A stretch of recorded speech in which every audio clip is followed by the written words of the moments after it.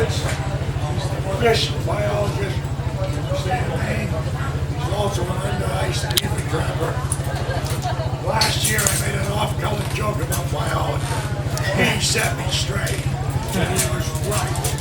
There are biologists that care about what they're doing in trapping, and he's one. Let's give him a hand.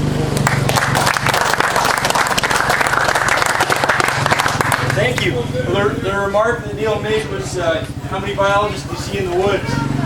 And that was before Randy Cross's demonstration, I believe. And I didn't say anything, but I thought when we talked on the phone, I said, you know, there's a few of us that get out in the woods. You know what? That was absolutely right. But there's only 21 of us in the state in my job, so yeah, we've got a large area to cover. Now, Neil Olson has to ask you, out of those 21, how many you can pick up? I would say, yeah, I'm not going to answer that yet. Okay, well, thank you guys for having me. This is my first demo, so I no gray hair. I'm 35 years old, and I've been trapping for about half of those years. So I still have a whole lot to learn, and I learn a lot from these demos. I told Neil I wasn't qualified to give a demo, and he said, you learn just as much from other people as they learn from you. Just do it. And Eric, I believe, put me up for it, so he's on the hook too. But I'm going to go through some things, and I'm just going to kind of share some things that I like to do under ice beaver trapping, and I'm always learning and trying new things. It'll probably be a little more talking than it'll be demonstration. If you have any questions that come up, just feel free to ask me. I'm happy to answer, or if you have things that you do that you believe are probably work better, then let's look at them. So first thing, fun little fact, who is aware of an old-timer trapper by the name of Sam White? Anybody ever hear that name before? Yeah. Eric's a historian, like me. We like to read about all the old-time trappers. And Sam White was born in Eustis, Maine, not too far from here, in the late 1800s. Grew up on a farm and logging in the woods, and he learned to beaver trap through the ice here in western Maine. And when he was sometime around the 1930s, he moved to Alaska, and he was one of Alaska's first game wardens before Alaska was actually a state. He actually became kind of a legendary game warden pilot in Alaska. And Sam is credited for teaching a bunch of the Alaskan trappers how to trap beaver through the ice.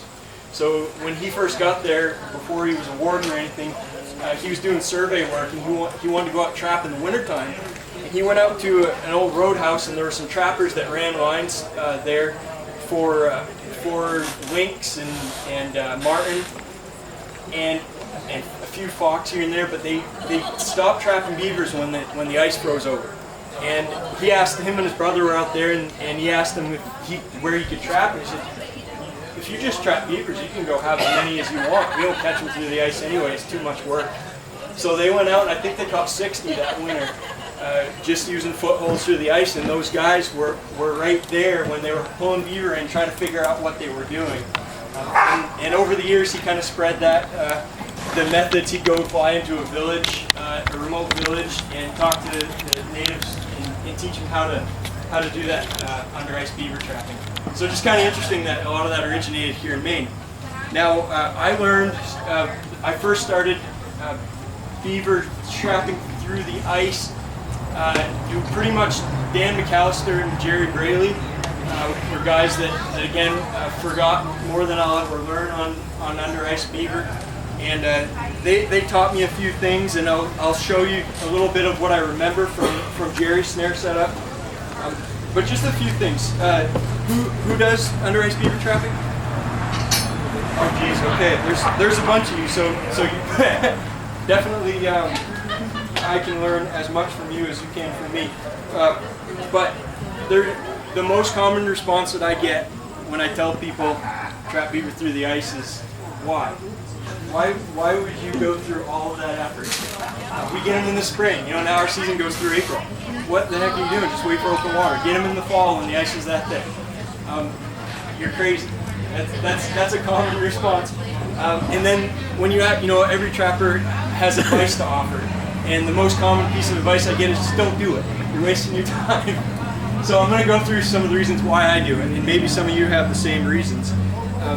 The pelt is the most prime during the middle of the winter for beaver, so that is an advantage there. Unfortunately, the way our market is right now, there's really not much spread between those high quality, really prime beavers and the hatter beavers.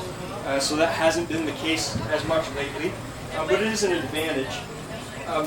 For me, it's a time when I have the most free time. So spring, summer, and fall are just constantly busy with other things. Martin and Fisher trapping in the fall, working, I do a bunch of work at a farm, do a bunch of stuff in the summer. And so the middle of the winter is just this like sweet spot where you're sitting at home and there's actually some free time, there's not as much to do. And so for me, I like the opportunity to just go out there and take my time, go onto a beaver flowage and set up. Nobody's out there. How many people do you guys see? I trap up in the Ashland area, so quite a ways up north. And there are quite a few trappers around Ashland, but I've never seen anybody else in the last 3 years trapping beaver through the ice. So, you know, I see guys driving by once in a while, you see a place set up, but I've never had someone trap in the same flowage as I was on. So you've got the place to yourself. I like the idea of kind of doing things that nobody else is doing. And then finally, to me, I feel as though it's kind of the last refuge for a free trapper in Maine because of all of the regulations that have forced the way we trap for marten, fisher, coyotes, any land animals. So this is the last thing that you can actually do, and you can get creative and you can try different things. You know, when we marten trap now, we got a box you got to use. That's what you do. You use the box. You can get creative. We'll put it up on a tree. We'll put it over here. Try different lures and baits. But we've been boxed into that. Coyote trapping, you got a certain type of trap you got to use. Beaver trapping, we can pretty much do anything through the ice. There's no check lock. So guys got a family, you can go on the weekends. On a Sunday afternoon, you can go set up. You can check a week later. You don't have to worry about fussing after getting after all your traps all the time. We can use snares, which I'll show you here. We can use the number 14 jumps, which is still a very effective beaver trap. We have a super long season where I'm at. Some zones we start in the 15th of October and we go all the way through the end of April. And they're talking about extending that because some of our zones, actually the end of April, we still have ice and the beaver haven't come out yet. So a super long season, just in general, you can get creative, you can try different things. I just have fun with it, you know. The pelt's not worth much, so just you might as well enjoy yourself.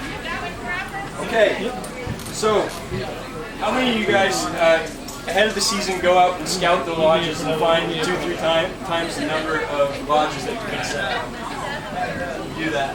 Anybody else? I don't. Most of us probably don't. Scouting is probably the most important thing for us trapping in the preseason. The most effective way to catch more beaver is to find them ahead of time. Unfortunately, it's something that I struggle with.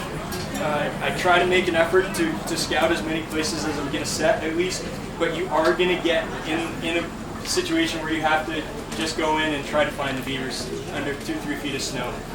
And I'll tell you about that. So some of the things you can use for scouting, other than just riding around, aerial maps can work pretty good. The latest aerial photos for Maine are you can get them now from 2018.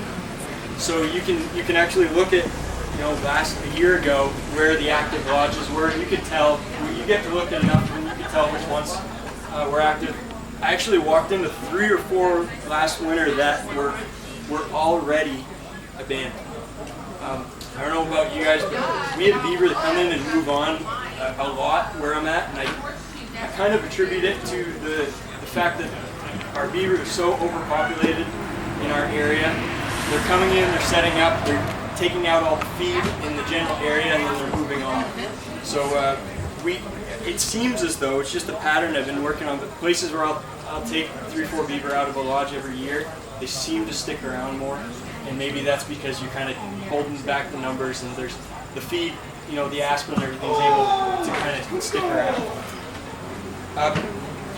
GPS, I get apps on my phone now, and you get the aerial maps and you can mark all those on your phone, so anywhere you're at, you always get your phone. If you always have your phone on you, you can mark them all. The Onyx app, that's really, really useful. And then one of the things I do for preparing, some guys actually will mark the runs with sticks. I don't get that far into it, but one of the things that I do ahead of time is I try to cut as many poles and bait sticks as I can. And what I've been finding over the years is that I spend, if I go in with nothing but my tools, I spend just as much time snowshoeing around trying to find bait sticks and trying to find the right size dead stick. So I've been just cutting a bunch. I'll have my back of my pickup truck is half full of poles, and I get a snowmobile with a little dog sled on the back, and I'll bungee strap poles to it, and just bring them in ahead of time so you don't waste your time there. It is a little bit more work, but a few of the things to consider is you travel, how you're going to get around. As you know, we never know when the snow is going to come, and depending where you're at, sometimes it'll stay for a long time. We got snow second week in November last year that didn't leave until the end of April. So last year was a snowmobiling year. Some years, for quite a while, you can get around in a pickup truck and just hop over the bank and throw on some snowshoes and get around that way. And then, so that's kind of travel. I'm not going to go over ice conditions and safety. Obviously, always want to be checking ice when you're getting out. Before you step out on the ice, I always carry a chisel with me, and I'm just checking all the way through, especially if you're not familiar with the setup, because any active run in shallow water is going to have, if there's a number of beaver in there, there's going to be some thin ice in the vicinity of that house. So let's say you're like me a lot of times, and you're guilty of not scouting enough places, and you want to go trap some more beaver. There are a few things that you can look for to help locate active lodges. Probably the simplest one that we all seem to look for is sticks, fresh cuttings from the fall. And beaver were cutting their feet out along the banks, the edges of the beaver pond. You'll see those fresh cuttings. So that's a pretty obvious one. The steam hole, frost hole on the lodge. If there's a number of beaver that are inside that lodge, they're going to be generating a lot of body heat, and that heat's going to rise. I have found abandoned lodges with that same type of hole, but usually you can tell the difference. I think sometimes you may have some rats or otter in there, or you have a little bit of the ground heat from the ground and from the water under the ice that's kind of keeping that a little open. But in general, if you get a bunch of beaver in, you're going to have a nice frost hole that's going to be thawed out. Something about that diameter on average. So, and that's a couple feet of snow that's going to be melted out. I found places where almost the whole lodge is thawed out. And then finally, the other thing you can do real quick is if you're not really sure and you don't want to get everything set up, chip a hole in front of the house, stick a fresh piece of bait in there, and come back a couple days later and see if it's been hit. Pretty simple way to check. So, cutting the hole. Chainsaw, ice pick, auger. What do you guys use?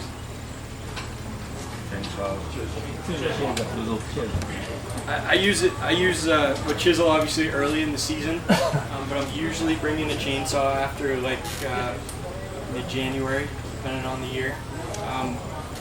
We have usually later in the season, we get a lot of ice, so usually about 1.5 to 2 feet, and especially if you can't find where the run is, so you're shoveling through snow, cutting the hole with the saw, chiseling that out, hauling those ice blocks out, and then you're stepping down and cutting another hole. So there's a lot of labor involved. I thought about maybe ice auger with a 10-inch blade, trying to save a little time there, but there's not a lot of ways around it. When you get that much ice, it's just going to be a lot of work.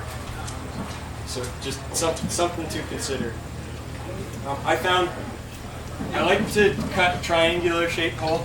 I don't know if it saves you much, but it seems to be a little less cutting rather than making, some guys like maybe a long trench. I don't really like to use much of a square. It seems like you're cutting a little more chipping a little more than you need to.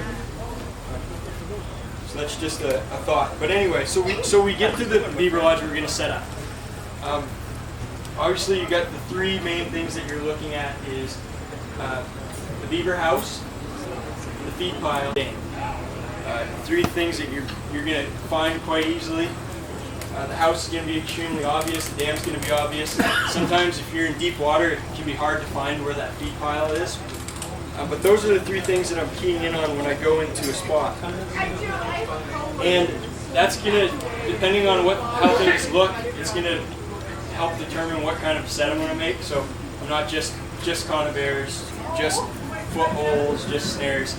It just depends on where you're at. So personally, this is kind of what I do. If I go into a spot and I can find the run immediately, like first hole, which doesn't happen all the time. If you cut your first hole and you're on the run, we don't have any setback distance from the house or from the dam, where the places where I trap. Well, most of the zones, so that's not a concern. So I'll try to get right up next to the house, cut a hole. If I find a run there, I'm setting a 330 in that run, just because it's the simplest thing and it's extremely effective. So I don't know if I should spend any time on this necessarily, but you guys use the A-frame set? Use that. So it's pretty simple. A lot of guys do this differently.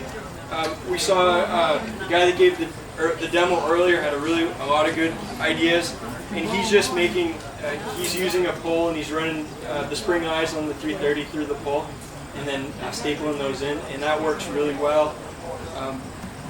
People will build these like ladders, just two poles and then nail pieces across. That works well. I found this is pretty quick and easy, so I kind of like to use it. I usually use something like a fir.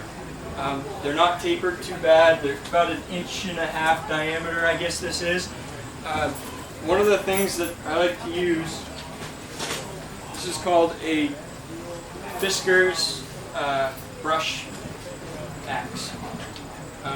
This thing's kind of like a machete, but the blade's on the inside of this curve. Extremely effective, cuts really well, saves a lot of time. I use this way more often than I almost don't even carry a regular axe anymore. So I'll use that quite a bit. I'll cut a couple of firs if I don't have them ahead of time, get the limbs off of them, and then I get my 330 and I'll run the springs up the pole, and then I get a piece of wire here. I think that's 14 gauge wire, and you want to be probably about 8 or 9 inches, probably about 8 inches long on this wire. And just the thing to consider with this is you want that narrow enough that when you tighten this down, the poles are going to squeeze against the side of your body grip and stabilize it. So I'll probably will screw this up.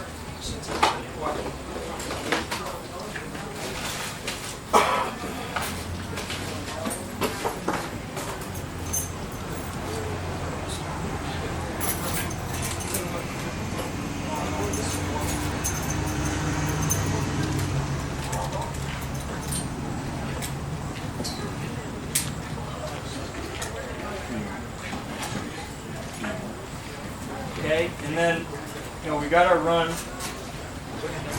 Sure I don't hit you. And you see how this wire is tight underneath the body grip. And I want that just probably about an inch or two above that wire. I'll oftentimes shove a pole in the mud just to see how deep. Most of the time where I'm trapping 3-4 inches of mud maybe, you're hitting hard bottom. Some places you could have a lot more mud, so that's so you want to bring that wire up a little higher. Where I'm setting, see, and then you're just going to pull these two pieces together. Those firs are really springy, and then you've got a piece of wire up here.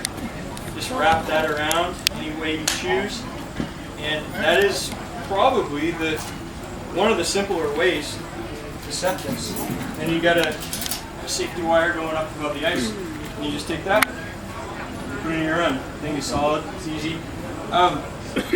When beaver are coming out of the house, if I'm near the house, I want to set this right down near the bottom. I know some guys like to set them up higher. I think typically when the beaver leaves the house and he's going looking for food, he's going to tend to be a little higher. But for that, setting near the entrance of the house, that's just real quick and easy. Okay, so that's if you can find the run, but what if you can't find the run? I spent a lot of time cutting a lot of holes, looking for a run. Over and over, chipping ice, used to drive myself crazy. And so I started to move towards more baited sets. And one thing that I learned really early on is there's only really one baited body grip set that I've used and I can say is very effective. I have run them on poles, wire a piece of aspen to one of the jaws, opposite the trigger. They'll come in and try to grab that. You'll catch them. It's hit or miss, and I don't like it personally because when you miss a beaver in a 330, it seems as though that beaver gets smart pretty quick. And that's one of the reasons I like to go to snares in that situation. But the one baited body grip set that I have done well with, I just started trying it recently, is the one that Johnny Thorpe uses, or he used, and he had in his Under Ice Beaver Trapping DVD. And it's called a swinging 330 body grip set. And at first I thought it was crazy. I thought, there's no way this is going to work. Another trapper told me about it. No. Every time I've ever set a 330, it's been solid, not moving at all. And Thorpe described it pretty well, and it made a lot of sense.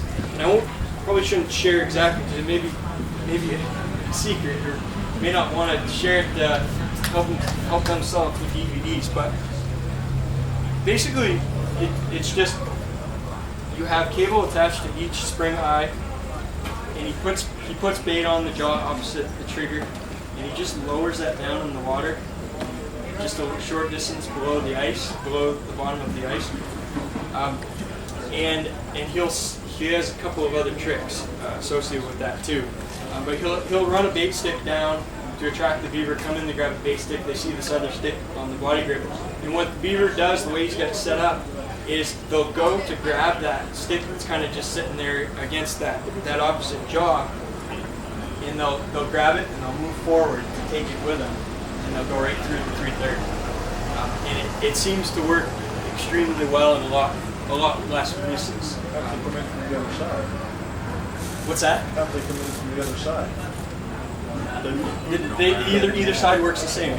Yep. They're grabbing that and they're pulling themselves. They're going forward. If they go whatever direction they go, they're gonna get. Bait hook on the bottom jaw. Yep. One bottom jaw. Yep. That's right. So that's the one baited body grip that I've been using. I'm always trying stuff, so I'll probably try a few others that don't work. But again, I don't like it because of the potential for misses. Now I'm not going to show this. The other demo on Under Ice Beaver Trapping, I like his setup a lot, and I learned a lot just watching his. So, and he's got a heck of a lot more experience than I do. But this is what I've been using for my foothold sets. I don't do as many of them, but I do like to tool around with them a little bit. I just, he had a cedar shake he was going in, and actually one of the guys that helped me out early on was Wayne Flint up in Portage, and he had showed me how you take a saw, and instead of putting that cedar shake, there's you saw a notch in here, right where you want to set your trap. You set your number 4. I would use a 14 jump. You set it, you stick that spring in that notch, tap it a few times, and that's going to set right on the trap like that. Set. So that's a quick and easy way to do it. I think his way is a lot better. But this is kind of the way that I've been doing it.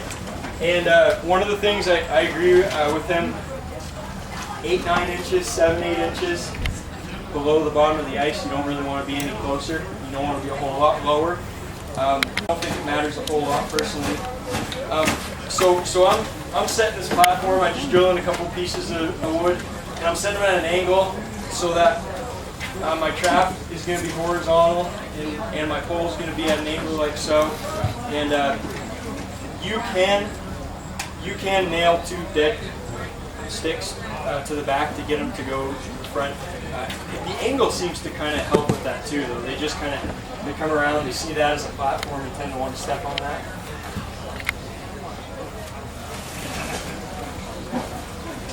One of the things that I've tried a little differently is I put positrip pans on the number 14 jumps. So they're made for number 4s and they're the same exact size as the number 4s. You got to do just a little bit of welding.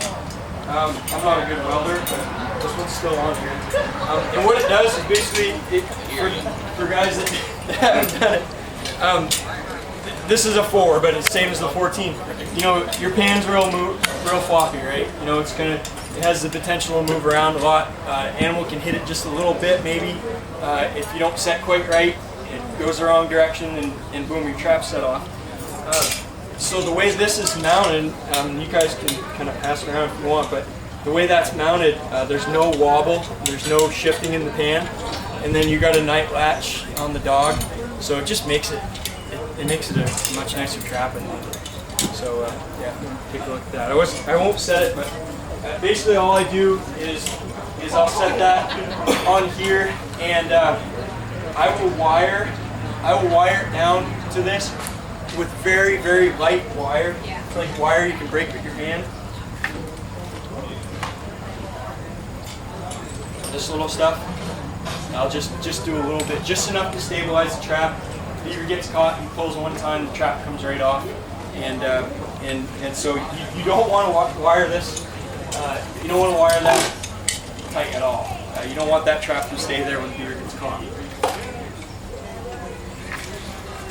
So that's kind of the only. I've done a few other footholds, but that's kind of what I've been doing lately.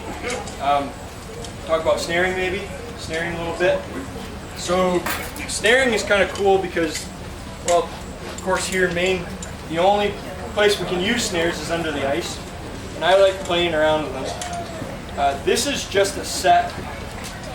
I tried to kind of remake the set that I learned back when Jerry Braley was I buying some snares from him, and he showed me how to set them up. And I don't use this anymore, but I just thought I'd show it. I don't know if you've done a demo on under ice beaver snaring recently. But basically it's just a dead pole and 2 bait sticks nailed to the pole and 2 snares on the outside of the bait sticks. And what he uses, or what those guys use, it seems to be the more popular way of snaring here. This is really small. It's a 16th-inch cable, 7x7, and so you notice it's kind of like an oval teardrop loop. And I won't put words in Jerry's mouth, but I think he likes it because as the beaver circles a pole, his body's kind of to the side like that, and the body shape kind of matches up pretty well with the shape of the loop. So that's caught a lot of beavers. That's a good setup. And I don't know that mine is any better the way that I've been doing it, but I kind of like it personally. It's probably not they used to be.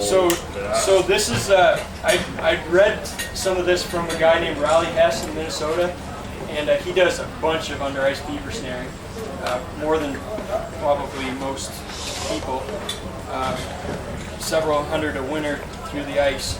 And he was talking about his progression and how he tested a bunch of different snare setups and the things that he learned.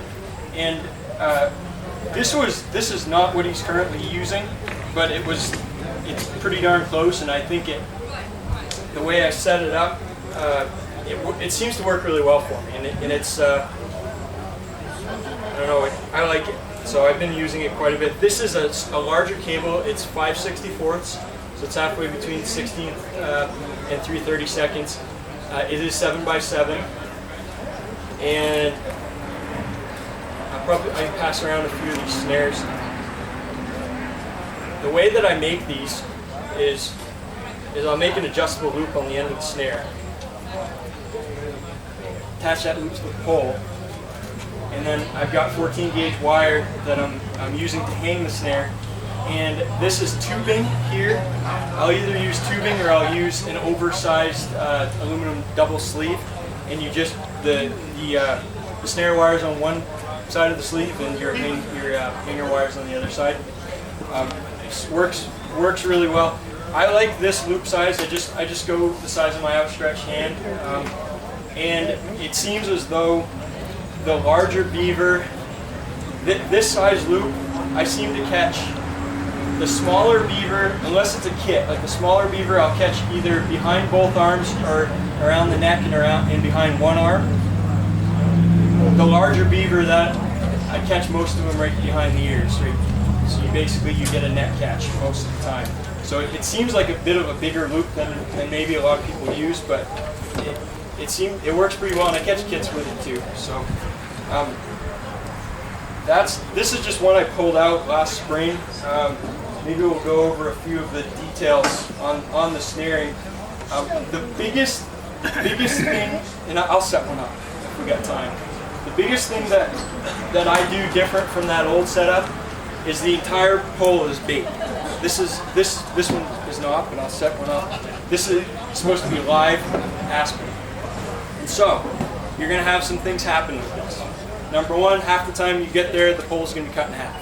And that frustrated me at first, but usually there's a beaver in there when the pole's cut in half, so I kind of got over it after a while. So I'm always bringing a spare pole with me for every snare set that I make. This, to me, has the most eye appeal. So in case where you're using something like this, you got just a little bit of bait here and a little bit of bait here. Here you got just a little bit of bait there. They'll find it, especially if they're hungry. But you stick this between the house and the feed pile, and it's all food. The beaver's going to want to get it. You want to take a look at that.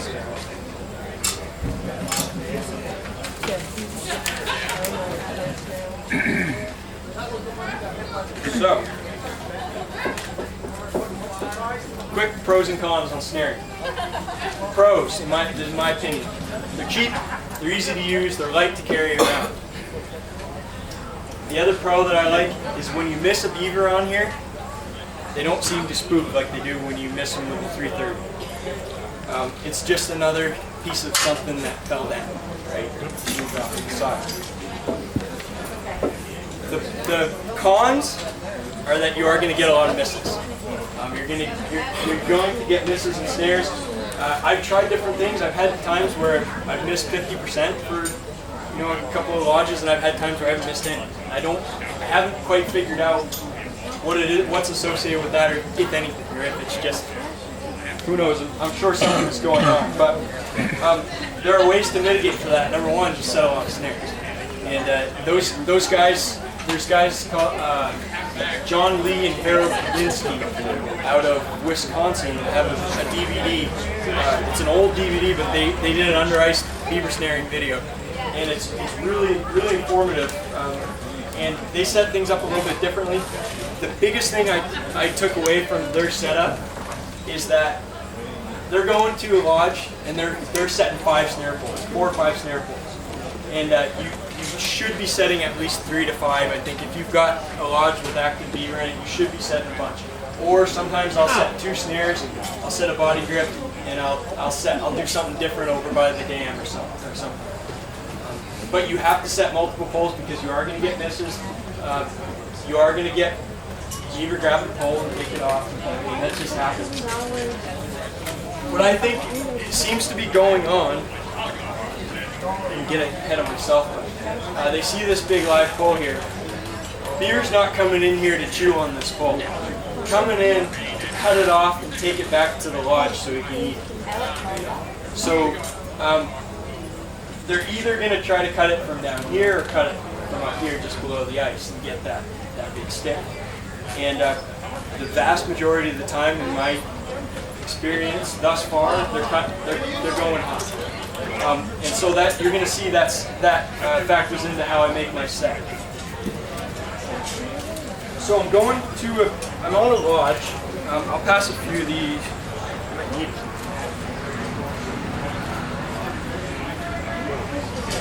so that's again 5/64 7x7. When I make this one for my size loop, and it depends on the pole a little bit, but in general it's going to be 42 inches of cable to start with.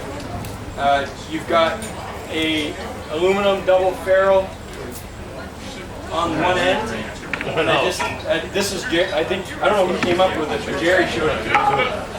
You got to stop here. So instead of crimping down your ferrule, some guys make a tight loop like that. A lot of the snares you buy, just an extra stop. You can adjust the size of that loop to whatever you want. So you run that down the pole, tighten it down, and then you open up your snare. We got a hanger, so again, it's either the other one. Yeah, so this one's a double ferrule. It's the hanger on that one. This is just PVC tubing, just gas line type stuff. And then I like cam locks. A lot of people have different opinions on locks, but cams seem to run pretty smooth. They close quickly. I like them. And that's it. That's the snare. So I'm going to a lodge, and I got my snare poles, and I cut my hole. I'm somewhere between the house and the feed pile, because that's where you're going to have most activity. I've tried to go off in the corner. I've trapped with partners, and with another guy, and okay, you get the first pick, and the guy sets here. Okay, I'm going to set over here. Anytime you veer off from that main area between the house and the feed pile, or around the house, or close to the dam, your chances of beaver actually coming across that hole go way down. So I'll get it as close as I can. So I'm gonna set this up. The first thing I'm gonna do is run my pole down and get it in the mud as far down as I can get. And we're gonna have to get a little bit creative because we don't have some ice to stand on, or a place to put this pole. But I'm standing up here, right? Well, I'll probably stand right here in reality. So this is the top of the ice and snow, and I dug the snow out. I'm gonna go down with this. You can use your ice scoop, your ice spoon, anything you want. I run the tip of this down the side of the ice, and I feel the bottom of the ice. Once this goes in, oh, there's the bottom of the ice. I'll take that, and I'll hit that against my pole, and I come up. Then pretend it was right there, and I'll make a mark there. So that is the bottom of the ice when my pole is in the mud. And usually, a lot of times it'll just be in there. And you don't have to mark this to see the mud line. You'll know where it is. I want to start the top of my first tier snares about 3 inches below that bottom of the ice. Because again, I think that's where the most activity is going to be around this pole. Now, you can set this up with as many snares as the water depth allows you to. The majority of cases, 2 tiers of snares doesn't. I've been in, if you get into like 5 feet of water, you can set 3 tiers of these snares. And then if you're shallower, a lot of times you'll just set 1 tier. And when you are setting 1 tier, one thing you can do is instead of having them just opposite each other like all these setups, you can actually set 3. So 1 here, 1 here, and 1 here. That seems to be a good strategy for shallower water, but most of the time we're going to have 2, 3 tiers. I'm going to start from the top. I'll get one here, I'll get one here, and then if I got room, I will. If I gotta squeeze it, I'm not even going to bother. I just leave that. I don't fill that with a snare. I like to use heavy-duty wire. This is 11 gauge. I've actually seen deer trapping videos where guys are not securing their snares above the ice. To me, that's crazy. Every setup that I make, and of course with this, obviously it's crazy because the pole's going to get cut. Always have this secured to something up above the ice. So one of the things I do, usually I'll bring my pack basket, and I'll have something like a milk crate because I hate digging in and out of that thing. It's just real hard to find stuff. And I have a little sled about that size that I pull behind me if I'm walking, and if I'm on snowmobile, I'll just throw them on my tote sled. And red O'Hearn's pollen is probably the biggest secret. I'm just kidding. I'm going to try that out. I just bought some. Okay, so I got that, a couple baggies. This is good assorted nails and staples. Nails to put bait down, bait sticks, and then staples for what I'm about to do right now. I'll just wrap this 11 gauge wire around the base of my pole. And I just like to staple it to make sure that it's not going to slide up and down the ground.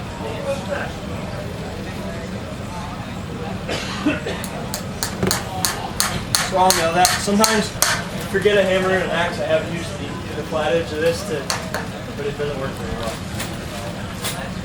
Your fingers hurt quite a bit. And then you can run this straight up and staple it. Maybe I'm lazy. I just like to run it around the pole just so it stays pretty tight to the pole.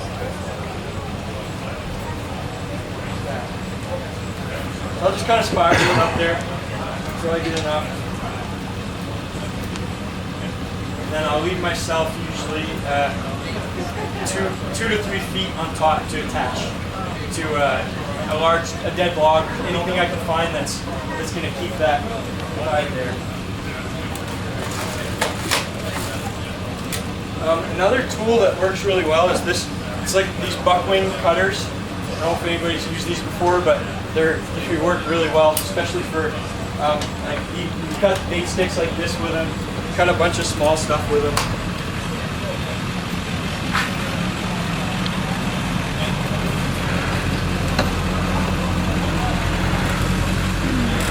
And that's where I'm going to attach my trap tag. And one thing with snares, of course, is you always got to keep reminding yourself to put tags on.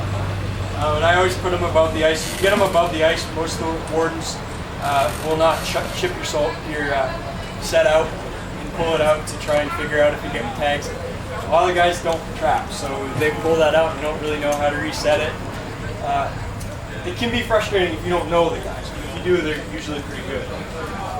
One tag good for all your snares on the pole? I'm not going to answer that because that's what I do, but I don't know. I can't guarantee that's legal. I've never had a trouble with that. I know in Minnesota they're required to have a tag for every snare, and so like they have 4 snares, they'll put 4 tags on the top of the pole. It's just crazy. In Maine we haven't had that issue yet. So. Okay, so then I'm going to take. First thing I'll do is find my snares.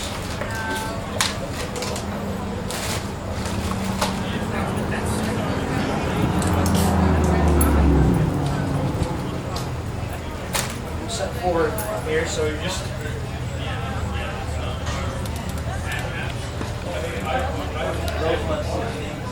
these are 5. This is 5/64, yeah. Then I always kind of try to check. Because depending how you make your snare, if you put this loop in the wrong way, sometimes it'll make the snare want to do that or do that. So usually the loop wants to set a certain direction, and they usually will make sure that direction is maintained when they're down, and the pole hits the bottom a little hard. It's off. So because I just figure that because you come back and the set is not touched at all, and the snares are all. Okay, so we were saying that this was pretend that's the bottom of the ice there. I'm about 3 inches, 2-3 inches there, maybe 3. And our other snare.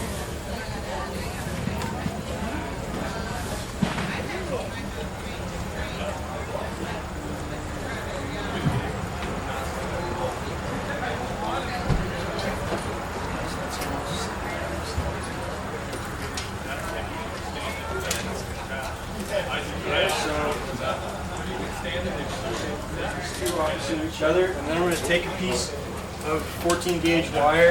It doesn't have to be 14 gauge, but it seems to work pretty good, and something about like that, maybe a foot. I'll just take it, go here, get it tight, twist a couple of times, run it tight to the pole, and that's how I'm going to hang my snares.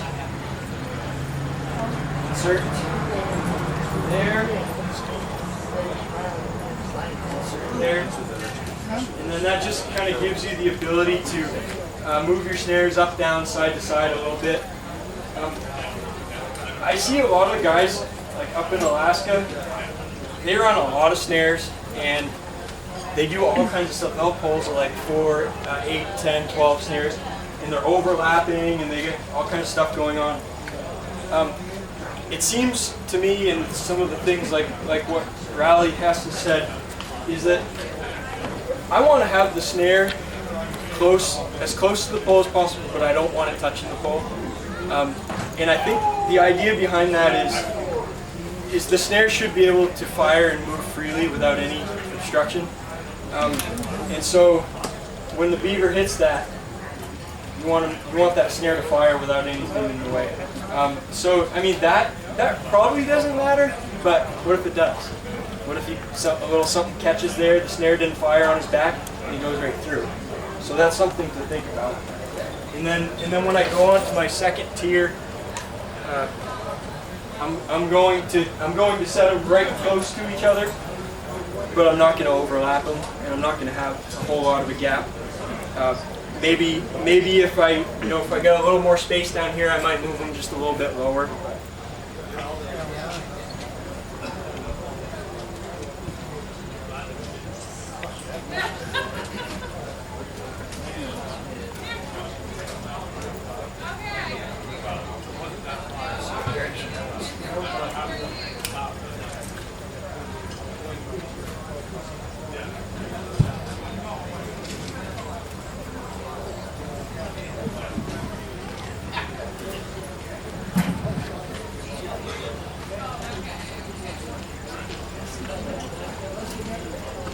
I wonder how I was going to do that.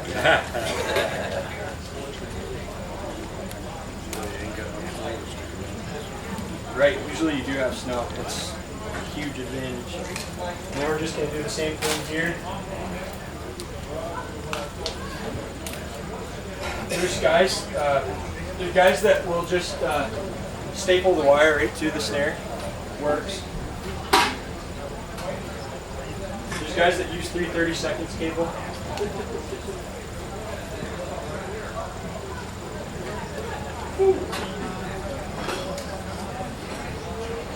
I mean, you can adjust the size of the loop if you want. I try to make them so that they're all going to kind of be the size I want them ahead of time, and it just seems to make things go a little smoother. Half the time I'm trying to adjust my loop and it wants to act weird, and then I get to figure around with it. The other thing is I always want that cam to, this one's a little bit close. That's had a beaver not in that snare, but he was in a snare nearby, so you see it's a little off. If that was 16th inch, that'd be unusable. But it just got kinked a little bit, and it's good. Now, I always want the snare to have to move uphill a little bit before it fires, and the reason for that is, again, you're pushing these down through the ice, through the water. You might hit a stick or something. Something might come by and just brush it real quick. I mean, it didn't fire, it's fine. I won't fire until the beaver's in it. And he's gonna fire it with his back, typically. Coming through, coming around to work that pole. And how are you attaching to your main wire? okay, so the main wire, it's a good question. The main wire is up here. You got your log attached there. And then you got it running down here, and these are running over top of it. Every time that pole is cut, the snares are just going to cinch down on this. If they're not on the pole, if they come off the pole, they're going to cinch down on this wire. And the wire, the only way for that snare to come off is the wire would have to slide over this, which is your thickest part of your pole. So I don't believe it's possible for that wire to come off, even if that pole is cut in half right now. Does that make sense? Yeah, I didn't see how you. Yeah, they're just run over the top of it. Check your snares. You got to dig a hole and pull the pole out. Sometimes I can look down and see them. You got clear water. What's that? You have clear water when we do. Yeah, it's sometimes. Yeah, sometimes. Most of the time we got pull them out. If you're in shallow water, you can usually see it. This one, you'll be able to see the top. Just be able to see the two top ones. You won't usually be able to see the bottom. Oh yeah, one other thing. There seems to be a theory that if there's been a cut started, that's usually where the beaver's going to start working. So a lot of times I'll just make a little bit there, just add some more eye appeal to the pole, and might be a better chance that they're going to go there instead of maybe down here or right here. So. You ever tried putting two on this plane and two in that plane? I haven't. That'd be a good thing to try. I get enough of a mess though with that. Well, they catch one. Yeah, that's the thing with these is you only a couple times have I caught two in a setup like this. What was the question? You want to repeat that? Well, ever try? He's got them all on the same plane. Like coming out like this? Yeah, one that way, one the other way. Yeah. You might catch them if they're trying to work the pole. You would need a heck of a bigger hole. That's a good Oh, I see. Yeah, the hole. Yeah, the hole would be an issue. Yeah, that's a good point. No doubt you can try it. And yeah, like I said, I've seen guys do that in shallower water. I think I've only done it once. I think I caught a beaver once with having just three. One here, one here, one here. Yeah, it seems to work pretty good.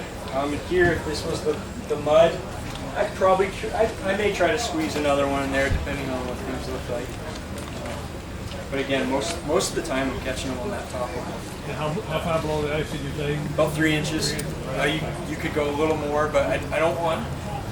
I'm pretty certain in most cases they're trying to cut right up there, get as much length out of that hole as they can, and you don't want too much space between there. So. Let that tube froze to the ice. Then what do? You make a big hole. Yeah, that is. Okay. No, I have had that, but I have not figured out a good way to prevent it. You? What was the question? Beaver freezing to the ice. That what you're saying? Yeah, They're back to the ice. Yeah, you catch them here and they freeze. The only thing that I do is I'll let that freeze over just a little bit, get a little bit of slushy ice, and then I'll cover it with snow and try to get it pretty well insulated, and just to slow down that freezing. We have a lot of ice, so and that's the other thing with bait. The baited sets are not going to work that good right out at first ice unless you're like right in the middle of the run. If you're in the middle of the run, I think you should be using a blind set anyway. But this is going to shine later in the year when the food, the feed pile is getting sour, the beaver are getting a little hungry. So that's when they're going to be a little more attracted to the food. You're going to have, I don't even know, I lost track of where I was going with that, but yeah. You have a question? Yeah, so let's see. Yeah, that's exactly, now I got it. We got a lot of ice. When we're setting this, it's going to be that time of the season where beaver are hungry, they come good to bait. I'm going to have a minimum of 1.5 foot of ice. So that beaver, the top of the water is going to be about right here. For that beaver to get frozen in the ice, he's going to have to get caught and be right up into here. So the more ice you have to work through, the less chance they're going to get frozen into the ice. Now, if you do this early and you only have 6 inches of ice, say, they're getting caught right near that area that's going to start freezing on you. So it's going to be more likely to occur. So you have the bottom of the ice 3 inches above the snare. Yep, but the ice is going to freeze from the top of the water. And so Bigger hole. Beaver won't freeze in the water in the ice. exactly, yeah. So the bottom of the ice is not going to freeze. The water's up here. It's going to start freezing here, and it's going to work its way down. And it takes a long time. With the guy earlier saying how many an inch a day, something like that. And the thicker it gets, of course, it's going to start freezing slower and slower because that's really well insulated. So I think it's the later you are in the winter, the thicker the ice is, the better it is.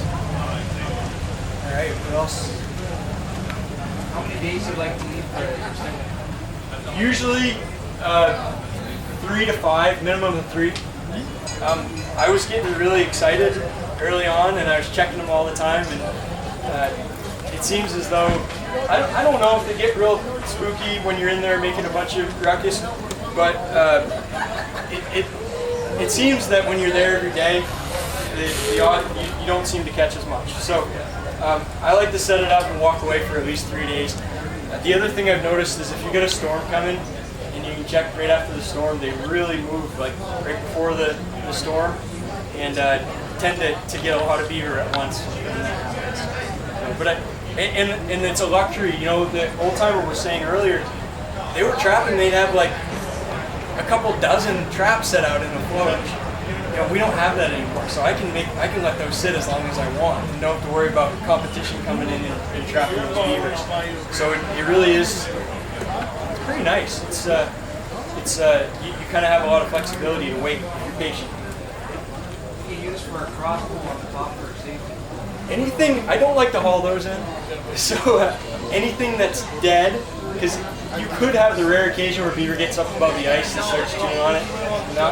Had it happen in April, but not very common. But anything that's big and not rotted out. Sometimes if I have to, I'll use like a half-dead alder, but just something rugged and stout that you can find nearby. Other questions? I'll go back to I come to a full one, and it's snow and ice and it's January, whatever. I'm gonna cook so that I can see the house.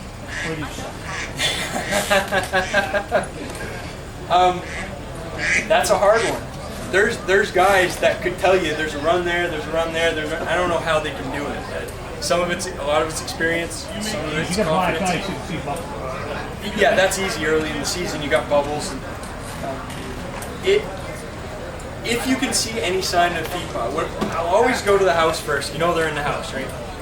And again, the dam is easy too. I don't know depending on what your regulations are. Some places we got 5 foot off the dam, but you could put a couple poles. I've set snares 5.5 feet off the dam, and you know a big beaver's gonna be checking that dam every day, every couple days. They're gonna be patrolling there pretty regularly. So that's kind of an easy one if you can't find that feed pile. But a lot of times I'll go to the house and I'll cut a small hole, I'll look down. If they're between the house and the feed pile, you're gonna see peeled sticks. You're gonna see those, when the light starts shining down, once you shovel a little snow off and you look down, you'll see those on the bottom. If you're there and you got peeled sticks, make your set. Yeah, and then, set 3-4 snares. You have with the trap, you have the 3 or 4 sticks tied there. Yeah. My friend would put a piece of PVC, white PVC pipe there also. That's his attractor. Yeah, that's Piece of styrofoam cup. Yep. Okay. And the other one is flagging tape. I know a guy that just tie a piece of lime green flagging tape on it. I use these at the hobby store. Oh yeah. Throw them in. I've had luck with just wrapped around my feet. Yeah, it's pretty amazing. When they're hungry and it looks bright, you just go check it out. And that's the other thing is the whole idea of being careful, trying to set as close to the travel ways as you can, because their eyesight's not that good. And when it's dark down there, and that's covered in a bunch of ice and snow, so they got to be pretty close to it. You ever lose your snare poles and you get a storm coming? Lose them? They get buried in the snow? Oh, yeah. But I haven't lost them. But yeah, you can lose sight of them. I had one last year. Well, usually I'm close to the house, so you walk around enough and you can see that the ones in the dam are hard. But I had a spot. I come in, and that's the other thing I didn't say with these. I'll make these so the pole is extra longer. This didn't fit my Jeep when it was real long, but so you can cut the bottom off of it to get the right height. So I bring this with me. The snare poles, I'll cut them ahead of time, and I try to be safe, so I'm going to have 2-3 feet above the ice. But last year I set a lodge up, and there was like 5.5 feet of water, and I had a little bit of mud there, and I was the top of the pole was pretty close, and we had a big snowstorm, and I just dig around a little bit. Do you put a cross pole and attach it to your pole? Yes. Yeah. I didn't show that here, but I tried something that's rugged and something that they're not going to chew on. Yeah. So, and that's what this extra wire this extra like 1.5 to 2 feet of wire on the top of this, when I get done and the snares pole is in the ice, I'll unravel this, and then I'll set my cross pole right up against this, and then I'll wrap it around. Yeah, and then I'll attach my tag and go. All right. Anyway, too close. Too close. Any others? Would you ever use 14 gauge wire for that wire going up and down? I'm not comfortable with it. Probably could. I mean, there's a lot of stuff when I started, when I was a youngster and a teenager trying beaver trapping and trapping in general. You know, I hate to admit it, when I started out, I was squeezing down my ferrules in a vise and pounding them with a hammer, and I've had those come loose several times until I smartened up. Now I got a swagging tool that crimps everything down good, and if I can't do that, I'll buy it. You know? So like like that, it's not. What do you go through? You know, half a dozen rolls of this stuff. What is it, like $6 or $8? 2 inches your snare? Yeah, 42. Yeah, and if you like a bigger pole, you know, maybe you add an inch. Smaller poles, subtract. What gauge are you using for your safety? 11. Yeah, I mean, a guy could probably get away with 14. 14, yeah, I'm not good with equipment, and that'll sit in that basket, and they'll start to get a little rust on it. If this stuff gets a little rust on it, I still know it's good for strong.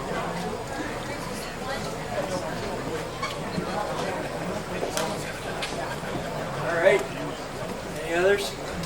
Any other suggestions, advice? Don't do it. It's too much work. All right. Well, thanks, guys. Good to know.